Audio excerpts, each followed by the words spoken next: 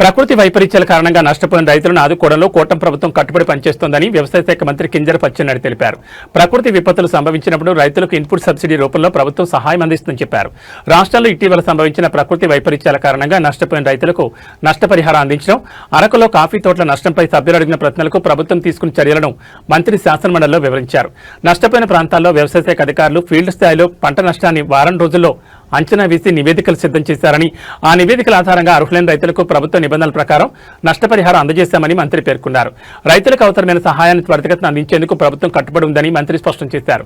Input subsidy హెక్టార్కు 25,000కు పెంచిన ఘనత కూటమి ప్రభుత్వానిదేనని మంత్రి తెలిపారు. పంటల బీమాలో గత ప్రభుత్వం నిర్లక్ష్యం వల్ల రైతులకు తీవ్ర నష్టం వాటిల్లిందన్నారు.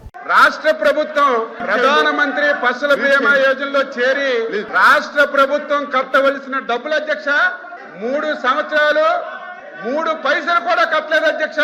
అదేదో అచ్చెన్నాయుడు గారు నేను చెప్పడం కాదు, సాక్షాత్తు భారత పార్లమెంట్ లో వ్యవసాయ శాఖ మంత్రి ఆ రోజున్నటువంటి ప్రభుత్వం ఇన్సూరెన్స్ కి రాష్ట్ర ప్రభుత్వం ఓటా కట్టకపోవడం వల్ల మొత్తం క్లోజ్ చేశారు అధ్యక్ష.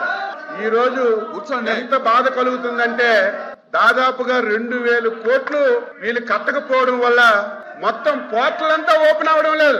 మళ్ళీ ఈ రోజు మేము వచ్చి ముఖ్యమంత్రి గారు ఒక సబ్ కమిటీ వేశారు అధ్యక్ష. సోదరులు మనోహర్ గారికి, నాకు, మా ఫైనాన్స్ మినిస్టర్ గారికి, మేము ముగ్గురం మళ్ళీ కూర్చొని పాత విధానాన్ని తీసుకొచ్చాం. రైతులు, కేంద్ర ప్రభుత్వం, రాష్ట్ర ప్రభుత్వం కలిసి మళ్ళీ ఆ స్కీమ్ లోకి తీసుకురావాలి. దానికి కూడా మేము ఉచిత బీమా పెట్టాం, ఈ ప్రభుత్వం ఎత్తేసిందండి. ఎందుకు పేరుకు ఉచిత బీమా ఇవ్వండి? అందులో రైతుకి అధ్యక్ష 5% వాళ్ళు కడితే మిగతాదంతా రాష్ట్ర కేంద్ర ప్రభుత్వాలు ఇస్తున్నాయి. ఈ రోజు అందులో చేర్చి ఇన్సూరెన్స్ కార్యక్రమం చేస్తాం.